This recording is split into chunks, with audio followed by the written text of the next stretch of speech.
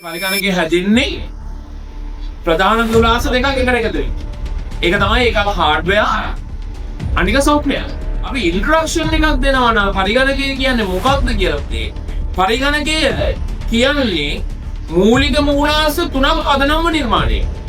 පළවෙනි එක තමයි data process කරන්න පුළුවන් වෙන්න ඕනේ පරිගණකය.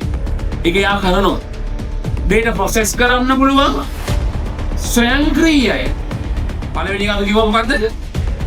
data process කරන්න පුළුවන් ස්වයංක්‍රීය ඉලක්කම් ගන්න. පරිගණකයේ ඉලෙක්ට්‍රොනික්ද ඉලෙක්ට්‍රිකල්ද?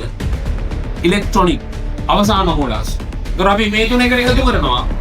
පරිගණකයේ යමු data process කළ හැකි ස්වයංක්‍රීය ඉලෙක්ට්‍රොනික උපාංගයක් පරිගණකයක් ලෙස හැඳින්වී